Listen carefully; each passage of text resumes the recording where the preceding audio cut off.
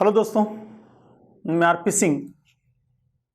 आज हम बात करेंगे अधिगम के दो ऐसे सिद्धांतों के बारे में जिन्हें फील्ड थ्योरी कहा जाता है, क्षेत्र के सिद्धांत के साथ में जिनको समझा जाता है। दोस्तों, एक पहला है उनमें से चिन्ह अधिगम का सिद्धांत, जो हमारे टोलमैन ने दिया है। चिन्ह अधिगम सिद्धांत क्या होता है? चिन्ह अधिगम का मतलब होता है कि टोलमैन क्या कहते हैं कि वातावरण में जितने भी उद्दीपक मौजूद हैं वो किसी न किसी रूप में चिन्ह या संकेतक के रूप में मौजूद होते हैं और बालक उन चिन्हों या संकेतकों के द्वारा सीखता है। इस प्रकार के सीखने को टोलमैन ने कह दिया चिन्ह अधिगम सिद्धांत, साइन लर्निंग थ्योरी। दूसरा है दोस्तों क्षेत्रवाद का सिद्धांत, जिसे फील्ड थ्योरी कहा जाता है। फील्ड थ्योरी दी है कूट लेविन ने। कूट लेविन क्या कहते हैं कि व्यक्ति के आसपास के परिवेश में जिन चीजों को वह जानता है और जिनको नहीं जानता है वो सब मिलकर उसके क्षेत्र का निर्माण करते हैं, और व्यक्ति या बालक अपने आसपास के क्षेत्र के द्वारा ही सीखता है, क्षेत्र में रहते हुए ही सीखता है। जिन चीजों को वह जानता है वह उसका जीवन दायरा कहलाता है और जिनको नहीं जानता वह उसका क्षेत्र कहलाता है। इस प्रकार संपूर्ण चीजों से मिलकर व्यक्ति का क्षेत्र बनता है और उसमें व्यक्ति सीखता है। ये दोनों ही सिद्धांत कहीं ना कहीं वातावरणीय उद्दीपकों के साथ संबंध रखते हैं। कहीं ना कहीं वातावरण में, परिवेश में जो उद्दीपक चिन्ह संकेत हैं उनके द्वारा सीखने की वकालत करते हैं। दोस्तों, तो आइए समझते हैं फील्ड थ्योरी से जुड़े हुए, क्षेत्र सिद्धांत से जुड़े हुए इन सिद्धांतों के बारे में। पहला सिद्धांत हमारा चिन्ह अधिगम सिद्धांत, जो दिया है हमारे कूट लेविन ने। चिन्ह अधिगम सिद्धांत जो हमें दिया है हमारे टोलमैन ने। अमेरिकन साइकोलॉजिस्ट हैं। अमेरिकन साइकोलॉजिस्ट टोलमैन का कहना यह है कि वातावरण में कई सारे चिन्ह संकेत के रूप में मौजूद हैं और वहीं से बालक सीखता है। इस सिद्धांत को उन्होंने नाम दिया चिन्ह अधिगम सिद्धांत। इसके कुछ और नाम भी हैं, देखते हैं। पहला नाम है संकेत अधिगम सिद्धांत। संकेत और चिन्ह एक ही बात है। हम चिन्ह अधिगम सिद्धांत कहें या संकेत अधिगम सिद्धांत कहें, एक ही बात है। इंग्लिश में हो जाएगा साइन लर्निंग थ्योरी। साइंस के द्वारा सीखना, चिन्हों के द्वारा सीखना, संकेतों के द्वारा सीखना। अगला है दोस्तों प्रच्छन्न अधिगम सिद्धांत। देखिए, प्रच्छन्न का मतलब होता है बिखरा हुआ, यहां वहां। तो इस सिद्धांत में जो चिन्ह है, संकेत है, ये सब क्या है, अपने परिवेश में, वातावरण में सब जगह बिखरे होते हैं, प्रच्छन्न स्थिति में होते हैं, इसलिए इसको प्रच्छन्न अधिगम का सिद्धांत भी कहा जाता है।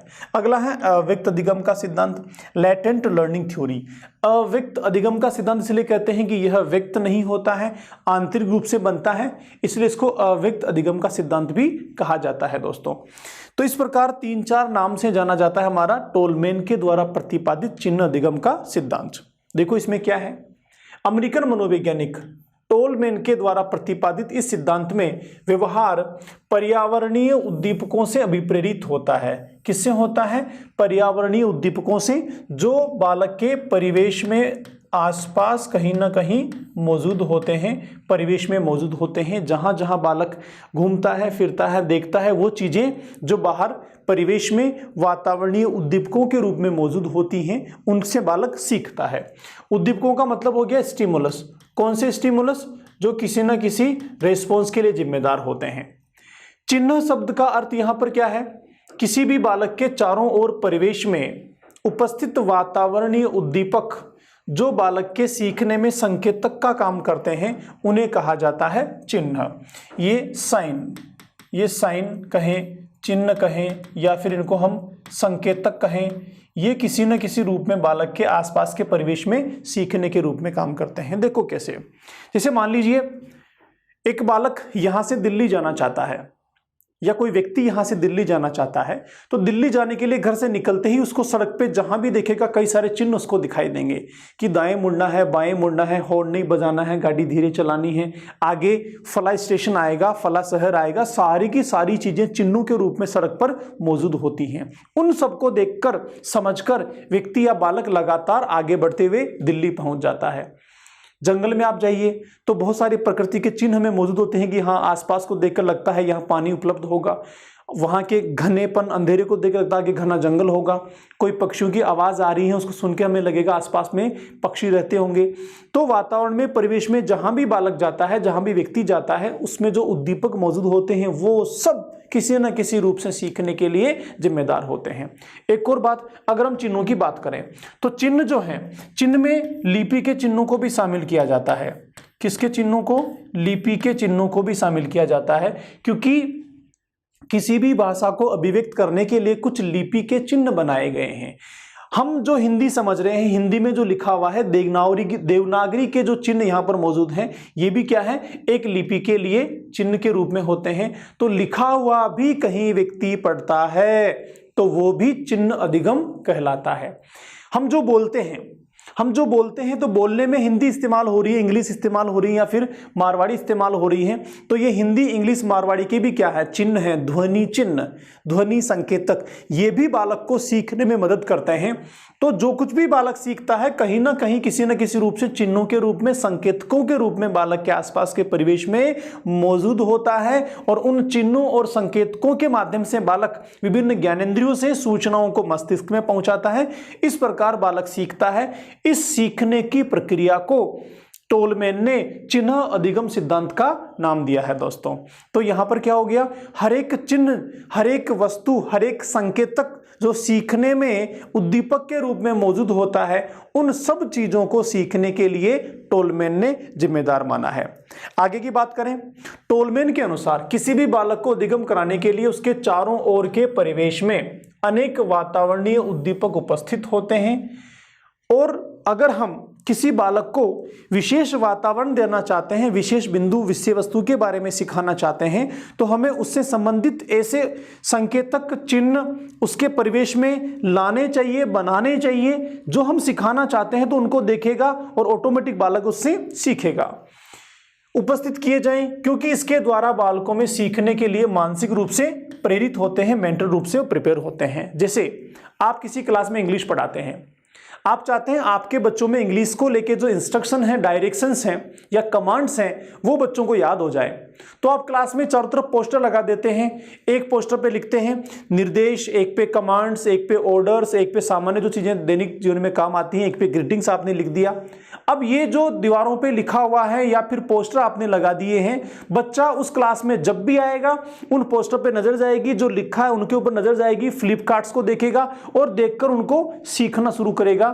तो इसलिए आप जो चीज बच्चे को सिखाना चाहते हैं उससे संबंधित चिन्ह, संकेत उसके परिवेश में बना दीजिए। उससे क्या होगा? बालक उनसे प्रेरित होगा, सीखेगा, और इस प्रकार से सीखने की जो प्रक्रिया है, सिद्धांत के रूप में उसको टोलमैन ने कहा चिन्ह अधिगम आधारित सिद्धांत।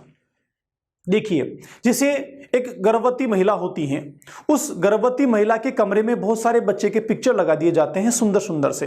अब उससे क्या होता है? वो उनको देखती हैं, इमेजिनेशन करती हैं, और उस इमेजिनेशन के चलते अपनी परेशानियों को, पीड़ाओं को वो भूल जाती हैं, क्योंकि वो वहां पर डाइवर्ट हो जाती हैं, और ऐसी ही संतान स्वयं के द्वारा उत्पन्न किए जाने के लिए प्रेरित भी होती हैं। तो इस प्रकार से परिवेश में जिस तरह का व्यवहार अपेक्षित हम बच्चे से चाहते हैं, जो कंटेंट बच्चे को सिखाना चाहते हैं, उससे जुड़े हुए चित्र, इमेज या फिर फ्लिप कार्ड्स, पोस्टर्स और भी चीजें जो उपलब्ध हो सकती हैं बच्चे के परिवेश में बनानी चाहिए। उससे बच्चा उनको देखकर सीखता है या प्रेरित होता है। ऐसा किसने कहा दोस्तों? टोलमैन ऐसा कहते हैं। अच्छा, टोलमैन ने अपने सिद्धांत के लिए कुछ प्रयोग किए, और उसके प्रयोगों में उसने भूल भुलैया में एक चूहे को रखा और उस चूहे के द्वारा अपने प्रयोगों को सिद्ध किया। इसमें उसने क्या करा?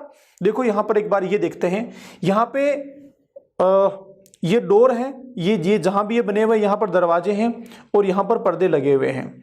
चूहे को जब प्रवेश करवाया गया इस भूल भुलैया में, तो प्रवेश कराने के बाद चूहे को आगे पहुंचना था, तो वो जगह जगह दरवाजों को खोलता, पर्दों को खोलता, देखता, ऐसे करते करते करते जहां उसको पहुंचना था उस मंजिल पर पहुंचने के लिए उसने कई सारी परेशानियों का सामना किया। लेकिन जब वह पहुंच गया तो पहुंचने के बाद क्या देखा? जहां जहां से वह गया था, जहां जहां से वह गया था उस आसपास के जो चिन्ह थे, संकेतक जो चीजें थी भूल भुलैया में, उनको देखकर मस्तिष्क में एक इमेज बना लेता है। और बार बार ऐसा करने के बाद आगे क्या होता है कि अब वो भूल भुलैया में परेशान नहीं होता, सीधा फटाफट से अपने लक्ष्य तक पहुंच जाता है। जैसा आप यहां भी देख पा रहे हैं, यहां भी चूहा यहां से आ रहा है, यहां से सीधा इधर जाएगा, फिर इधर रास्ता नहीं है, वापस यहां आएगा, यहां जाएगा। इस तरीके से वो एक बार, दो बार, तीन बार कंफ्यूज होगा, लेकिन आगे फिर कंफ्यूज नहीं होगा और इमेजेस के रूप में उसके मस्तिष्क में ये चित्र बन जाएंगे।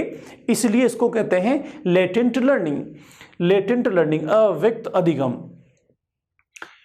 और इसके दौरान क्या होता है? जब चिन्हों को, संकेतकों को सीखने की प्रक्रिया में कोई भी व्यक्ति मस्तिष्क में बनाता है तो इसके दौरान कोग्निटिव मैप्स बनते हैं, संज्ञानात्मक नक्शे बनते हैं। ये कोग्निटिव मैप्स क्या होते हैं, जैसे एग्जांपल से मैं आपको बताता हूं। कोई व्यक्ति पहली बार दिल्ली जाता है, मान लीजिए पहली बार दिल्ली गया, दिल्ली में किसी पर्टिकुलर प्लेस पे गया, एनसीईआरटी गया, मान लीजिए एनसीईआरटी एक बार चला गया। अब उसके बाद वापस घर आके दोस्तों से कहता है कि मैं एनसीईआरटी गया था, और उसके दोस्त पूछते कहां कहां से कैसे कैसे गया था, मुझे भी जाना है अगले महीने, मुझे बता एनसीईआरटी कैसे पहुंचना है। तो वो यहां बैठे बैठे बोलेगा कि यहां से आपको फला जगह उतरना है, फिर इस नंबर की बस को पकड़ना है, वहां जाएंगे तो एक सर्कल आएगा, वहां उतरना है, सर्कल से आपको लेफ्ट में जाना है, फिर आगे बड़ी सी बिल्डिंग आएगी, फिर दाएं मुड़ना है, दाएं मुड़ने के बाद एक पार्क आएगा, पार्क से थोड़ा और आगे चलेंगे, एक बड़ी सी बिल्डिंग दिखाई देगी, उसके पीछे की तरफ आपको एनसीईआरटी मिलेगा। अब देखो ये सारे के सारे चीजें जो कहां हैं, दिल्ली में हैं, दिखाई नहीं दे रही हैं, लेकिन यह व्यक्ति जो एनसीईआरटी जाकर आया है अपने दोस्त को बता रहा है कि ऐसे ऐसे वहां पहुंचना है। तो ये जो बता रहा है ये इसके मस्तिष्क में बने हुए संज्ञानात्मक नक्शे हैं, मैप्स हैं, कोग्निटिव मैप्स जो उसके मस्तिष्क में बन गए हैं, और उनको अब ये एक्सप्लेन कर रहा है अपने साथी के साथ। तो ये जो कोग्निटिव मैप्स बने हैं, संज्ञानात्मक नक्शे बने हैं, किस रूप में बने हैं, संकेतकों के माध्यम से, चिन्हों के माध्यम से जो उसने वहां देखे थे और देखकर मस्तिष्क में संज्ञान में बन गए हैं, वो अब गाइड कर रहे हैं वहां से दोबारा जाने के लिए। सेम ऐसे ही दोस्तों बच्चों को सिखाने के दौरान हम जो विभिन्न चिन्हों का, संकेतकों का इस्तेमाल करते हैं या किसी गतिविधि के द्वारा बच्चों को सिखा देते हैं, तो वो गतिविधि, वो प्रोसेस, वो चिन्ह, वो संकेत बच्चे के मस्तिष्क में परमानेंट बन जाते हैं।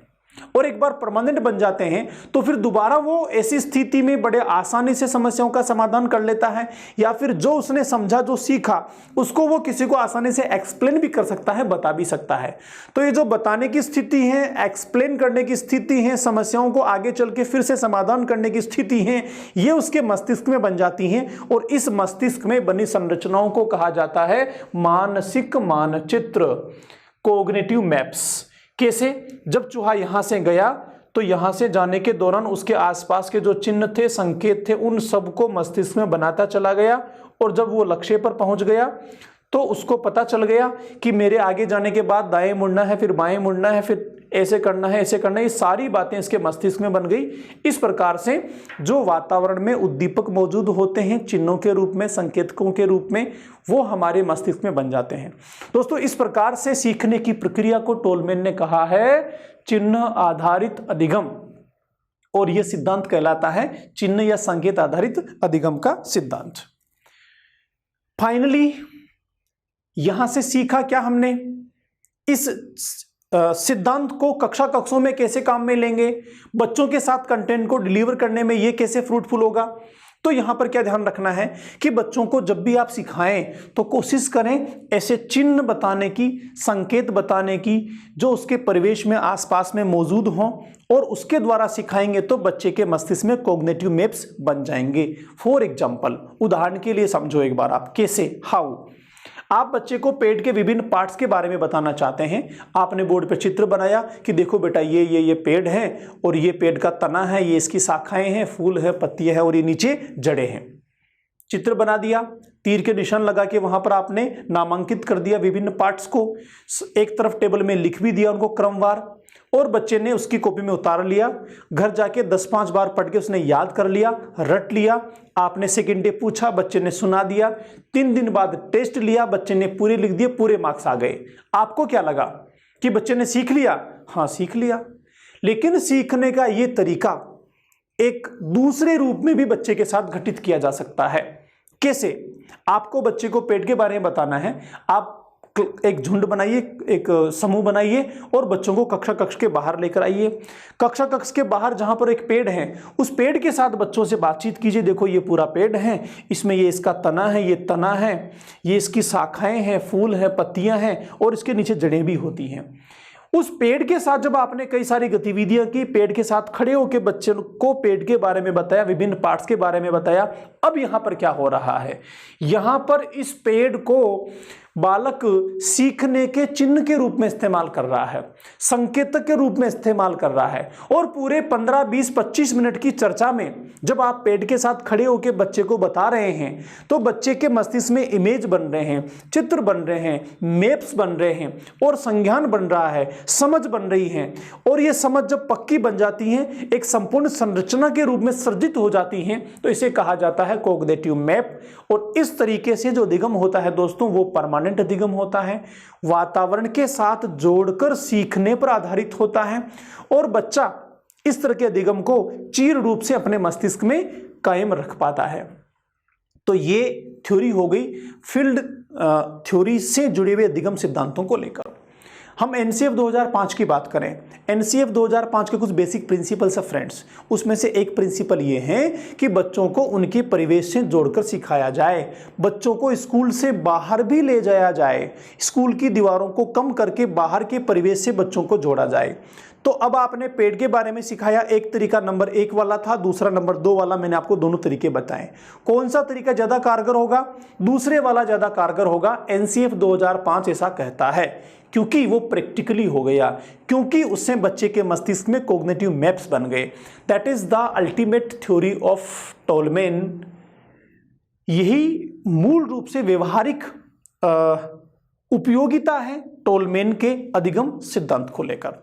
तो फ्रेंड्स अब आगे हम अगले सिद्धांत की ओर चलते हैं, जिसका नाम है क्षेत्रवाद का सिद्धांत। कूट लेविन्स फील्ड थ्योरी।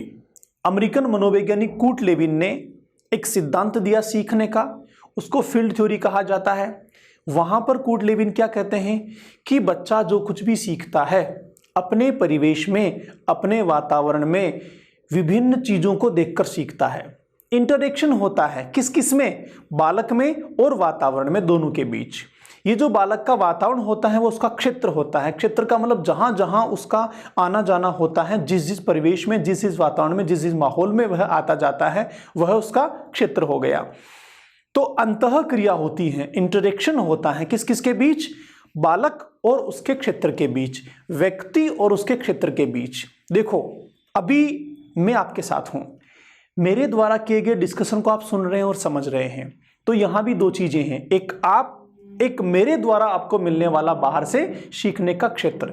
इन दोनों के बीच इंटरेक्शन होता है, अंतः क्रियाएं होती हैं और इसके रिजल्ट के रूप में, इसके परिणाम के रूप में मस्तिष्क में सीखने की प्रक्रिया बनती है। इसे ही कहा जाता है क्षेत्रवाद का सिद्धांत, जो कि कूट लेविन ने दिया है। चलिए आगे समझते हैं। क्षेत्रवाद के सिद्धांत में कूट लेविन क्या कहते हैं? लेविन ने गेस्टाल्टवाद का समर्थन किया एवं उसके गेस्टाल्टवादियों से इसको जुड़े। देखो कूट लेविन ने आगे चल के गेस्टाल्टवाद का समर्थन किया। गेस्टाल्टवादी क्या कहते थे कि सीखने की प्रक्रिया में अचानक से कोई ना कोई अंतर्दृष्टि बनती है और उसके द्वारा हम सीखते हैं। संज्ञान का प्रयोग करना उन्होंने कहा, सीखने में संज्ञान को महत्व दिया, कॉग्निटिव प्रोसेस को उन्होंने महत्व दिया था दोस्तों। तो कूट लेविन भी आगे चल के संज्ञानवाद या फिर गेस्टाल्टवाद के समर्थित हुए और आगे चल के उनको भी गेस्टाल्टवादी कहा गया। कूट लेविन के द्वारा प्रतिपादित इस सिद्धांत में अधिगम वातावरण तथा व्यक्ति दोनों की अंतः क्रिया का परिणाम होता है। अंतः क्रिया होगी इंटरेक्शन। इंटरेक्शन किस किस के बीच इंटरेक्शन हो रहे हैं दोस्तों? दो चीजों के बीच। एक हो गया पहला वातावरण और दूसरा हो गया व्यक्ति। तो ये जो पर्सन है, पर्सन और एनवायरमेंट, इन दोनों के बीच इंटरेक्शन होता है, अंतः क्रियाएं होती हैं और इसका रिजल्ट क्या होता है? इसका रिजल्ट होता है लर्निंग। तो इसको क्या कह सकते हैं आप? P into e equal to learning भी किसको कहा जा सकता है दोस्तों। ये व्यक्ति हो गया, ये एनवायरमेंट हो गया और इसका रिजल्ट क्या होता है? लर्निंग भी हो सकता है या फिर डेवलपमेंट भी हो सकता है। आगे देखते हैं। कोई भी व्यक्ति किसी भी विषय का अधिगम करने के लिए अपने क्षेत्र का अवलोकन करता है। डेफिनेटली क्षेत्र का अवलोकन करना है। रिसेंटली मैंने कहा आप मेरे साथ जुड़े हुए हैं, आपके सामने लैपटॉप, आईपैड या फिर मोबाइल है, तो ये क्या हो गया? आपका क्षेत्र हो गया और उसको सीखने में आप इस्तेमाल कर रहे हैं। तो हम आसपास के क्षेत्र को इस्तेमाल करते हुए, चाहे कक्ष में हो, चाहे परिवार में हो, चाहे कहीं भी हो, अवलोकन करते हैं, देखते हैं और उससे जो सूचनाएं हैं, तथ्य हैं, उनको ग्रहण करते हुए सीखते हैं। अब व्यक्ति का जो क्षेत्र है वो दो चीजों से मिलकर बनता है दोस्तों। किस किस से? व्यक्ति का क्षेत्र एक उसका जीवन दायरा, दूसरा वातावरण, दोनों से मिलकर बनता है। जीवन दायरा जो उससे जुड़ा हुआ है, जिसके बारे में वह जानता है। वातावरण जिसके बारे में वो नहीं जानता, जो बड़े पैमाने पे है, लार्ज स्केल पे है। दोनों मिलके व्यक्ति का क्षेत्र बनाते हैं, फील्ड बनाते हैं, एरिया बनाते हैं दोस्तों। ठीक है। व्यक्ति अपने चारों ओर जिन बिंदुओं को जानता है, उसे हम कहेंगे जीवन दायरा, लाइफ सर्कल होता है जिनको वह जानता है। दूसरा, जिन्हें वह नहीं जानता है, वो उसका एनवायरमेंट होता है, वातावरण होता है। जैसे एक छोटे बालक की बात करें, 5वीं कक्षा में पढ़ने वाला बालक अपने परिवार के बारे में जानता है, दोस्तों के बारे में जानता है, स्कूल के बारे में जानता है और छोटे मोटे भौतिक चीजों को लेकर सामान्य जानकारियां रखता है। लेकिन शायद इस बालक को यह नहीं पता हो कि अंतरिक्ष भी कोई चीज होती है, इसको शायद यह भी नहीं पता हो कि दूर आगे समंदर भी होता है, और भी कई सारी चीजें। बिल क्लिंटन कौन है, बिल गेट्स कौन है, अमेरिका का दोस्त कौन है, पाकिस्तान का दोस्त कौन है। तो ऐसी कई सारी चीजें जिनको बालक नहीं जानता है, लेकिन कहीं ना कहीं किसी ना किसी रूप में बालक के सीखने में उनका रोल होता है, वो प्रक्रियाएं उसमें शामिल होती हैं। तो उन सबको कहा जाता है वातावरण। और जिनको वह जानता है, जिनसे वह टच में रहता है, जिससे प्रत्यक्ष आमने सामने रूबरू होता है, उसे कहा जाता है जीवन दायरा, लाइफ सर्कल। तो जीवन दायरा प्लस वातावरण दोनों से मिलकर बनता है व्यक्ति का क्षेत्र। और इस क्षेत्र में व्यक्ति अपने आप को सीखने के लिए, सिखाने के लिए अवलोकन करता है, सूचनाओं को प्राप्त करता है और सीखता है। दोनों से मिलकर किसी भी व्यक्ति के क्षेत्र की उत्पत्ति होती है। किसकी उत्पत्ति होती है दोस्तों? क्षेत्र की उत्पत्ति होती है। एवं इस क्षेत्र के चारों ओर व्यक्ति अधिगम लक्ष्यों में कमी अधिकता करता रहता है। अधिगम लक्ष्यों में कमी और अधिकता का मतलब क्या हो गया? जैसे आज आपने तय किया कि हमें पिछले 5 थ्योरीज को पूरी तरह याद करना है।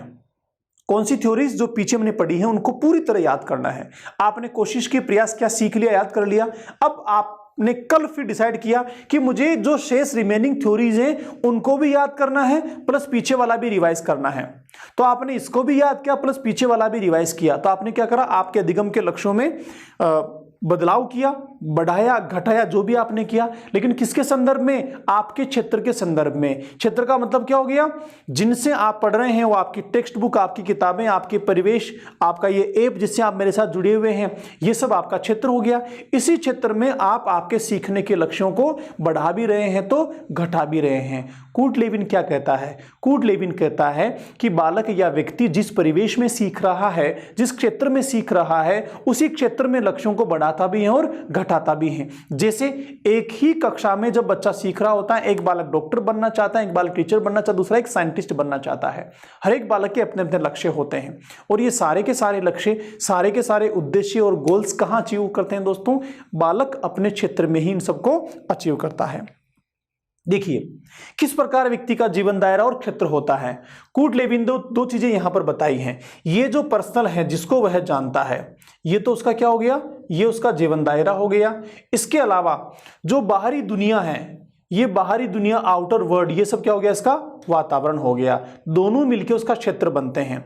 ये जो पर्सनल है, इसमें ये स्वयं हो गया, उसका एनवायरमेंट हो गया और ये साइकोलॉजिकल चीजें हो गई। इस प्रकार से उसका संपूर्ण क्षेत्र का निर्माण होता है। ऐसे ही ये उसका पर्सनल हो गया, ये उसकी बाहर की चीजें हो गई। इन सबसे मिलकर व्यक्ति के जीवन दायरे का निर्माण होता है। यहां पर सीखने की 2-3 चीजें हैं। पहली चीज ये कि यह सिद्धांत किसने दिया, दूसरा क्षेत्र का निर्माण किन किन से मिलकर होता है, तीसरा जीवन दायरा किसे कहते हैं, चौथा वातावरण किसे कहते हैं। उसके अतिरिक्त सीखने की प्रक्रिया में बालक के सीखने के दौरान कौन कौन से क्षेत्र और जीवन दायरे में वह सीखता हुआ ज्ञान को प्राप्त करता है। दोस्तों ये कुछ कंटेंट हैं जो इस थ्योरी के साथ में संबंध रखते हैं, इससे जुड़े हुए हैं। हमने आज के सेशन में 2 सिद्धांतों को लेकर बात की, 2 थ्योरीज को लेकर बात की। फटाफट से मैं दोनों को रिवाइज करता हूं, फिर बाइंड अप करते हैं सेशन को। पहली थ्योरी थी हमारी टोलमैन के चिन्ह अधिगम का सिद्धांत। दूसरी थ्योरी थी हमारी कूट लेविन्स फील्ड थ्योरी, कूट लेविन का क्षेत्र का सिद्धांत या क्षेत्र अधिगम का सिद्धांत। देखिए दोनों में क्या फर्क है, दोनों में क्या समानता है। पहली चीज, हम टोलमैन की बात करें या कूट लेविन की बात करें, दोनों ही वातावरण को महत्व देते हैं, दोनों ही वातावरण में उपलब्ध उद्दीपकों संसाधनों को महत्व देते हैं। क्योंकि दोनों ही वातावरण को महत्व देते हैं, इसीलिए इन दोनों को ही फील्ड थ्योरीज की कैटेगरी में रखा जाता है। फील्ड थ्योरीज की कैटेगरी में जहां चिन्हों को उद्दीपकों को महत्व दिया जाता है वो टोलमैन के साथ संबंध रखते हैं, और जहां स्पेशल चिन्ह उद्दीपक संकेतकों को स्पेशल नहीं उसके साथ अन्य सब चीजों को महत्व दिया जाता है जो क्षेत्र में वातावरण में उपलब्ध हैं, उसको क्षेत्र सिद्धांत कहा जाता है। दोनों में क्या फर्क है? चिन्ह में स्पेशल चिन्ह और संकेतक की बात होती है, और क्षेत्र में चिन्ह और संकेतकों के साथ साथ अन्य सभी परिस्थितियों की बात होती है। कहीं ना कहीं बालक को क्षेत्र के साथ, परिवेश के साथ, वातावरण के साथ, स्कूल से बाहरी जीवन के साथ जोड़ने पर बल देने वाले दोनों ही अधिगम सिद्धांत होते हैं दोस्तों। अगर हम बात करें सामाजिक विज्ञान विषय की, तो सामाजिक विज्ञान विषय में भ्रमण विधि एक होती है, भ्रमण विधि। भ्रमण विधि में क्या करते हैं? बाहर किसी ऐतिहासिक स्थल पर बच्चों को लेके जाते हैं। समुदाय के बारे में आपको बच्चों को इंट्रोड्यूस करना है तो किसी मेले में बच्चों को लेके जाते हैं, किसी हाट या बाजार में बच्चों को लेके जाते हैं। दोनों ही जो पॉलिसीज हैं, दोनों ही जो थ्योरीज हैं, किस पे डिपेंड है? फील्ड थ्योरीज पे डिपेंड है, क्षेत्र अधिगम के सिद्धांतों पर डिपेंड है। दोनों में ही कहीं ना कहीं बालक को वातावरण के साथ रूबरू करवाया जा रहा है, वातावरण के साथ इंटरेक्ट करने के मौके दिए जा रहे हैं। ऐसा क्यों है? ऐसा इसीलिए है कि जब बालक किसी मेले में जाता है तो मेले में जाने के दौरान वहां जितने भी उद्दीपक संकेतक के रूप में उसको मौजूद होते हैं उनसे वो सीखता है। मेले पर 20 लाइन बच्चे को लिखनी है, आपने बोर्ड पर लिखवाया, उसको बच्चे ने याद कर लिया, सुना दिया, परीक्षा में लिख भी दिया, एक तरीका तो ये। दूसरा तरीका ये कि आपने बच्चे को मेले में भ्रमण करने का मौका दिया, आप वहां पर लेके गए और आपने वहां बच्चे के साथ कई सारी बातें की, विभिन्न उद्दीपकों को, चिन्हों को, संकेतकों को सीखने के टूल के रूप में इस्तेमाल किया, और संपूर्ण परिस्थितियों के साथ, क्षेत्र के साथ बच्चे के बारे में बच्चे को शेयर की जानकारियों को। अब बच्चा इन सारी चीजों को ठीक से समझ पा रहा है, सारी चीजों को ठीक से अंडरस्टैंड कर पा रहा है। अब इसी बच्चे को मेले पर भ्रमण से संबंधित 20 लाइनें लिखने को कहेंगे तो मुझे लगता है अब जो 20 लाइन लिखेगा वो ज्यादा उचित होगी, उपयुक्त होगी और सटीक भी होगी। क्यों? पहले जो लिखी थी वो भी सही थी, गलत नहीं थी, लेकिन वो रटी हुई थी। उसके मस्तिष्क में कोई कॉग्निटिव मैप्स उसके बारे में नहीं बने हुए थे, संज्ञानात्मक मानचित्र, संरचनाएं, संकल्पनाएं उनके बारे में नहीं थी, केवल रटा हुआ था, इसलिए उसने लिख दिया। लेकिन सेकंड वाली सिचुएशन में क्या है? बच्चे के मस्तिष्क में संज्ञान बना हुआ है, संज्ञानात्मक मानचित्र बने हुए हैं, कॉग्निटिव मैप्स बने हुए हैं, इसलिए वो इसके बारे में ठीक से लिख पा रहा है। पहले वाले में 10 के बाद 15 लाइन लिखने को कहेंगे तो शायद वो नहीं लिख पाएगा, क्योंकि वो याद ही नहीं है। इसमें आप 10 के बजाय 30 लाइन लिखने को भी कहेंगे तो बच्चा बहुत आसानी से लिख पाएगा, क्योंकि बच्चे के मस्तिष्क में बहुत सारी सूचनाएं, बहुत सारी जानकारियां, बहुत सारे चिन्ह, संकेतक उसके मस्तिष्क में बन गए हैं। तो दोस्तों अल्टीमेटली इन थ्योरीज का क्यों ज्यादा महत्व है हमारे साथ? इसलिए महत्व है कि एनसीएफ ने कहा है कि बच्चों को सिखाने के दौरान बाहरी वातावरण से जोड़कर सिखाया जाए, सीखने की प्रक्रिया में बाहरी वातावरण को भी शामिल किया जाए। इसलिए फील्ड थ्योरीज की इंपॉर्टेंस है हमारे इस सिलेबस में, और इसलिए हमें इनको सिखाया भी जाता है। तो दोस्तों हमने डिस्कशन किया दोनों थ्योरीज को लेके। मिलते हैं अगले सेशन में किसी नई थ्योरी के साथ, तब तक के लिए नमस्कार।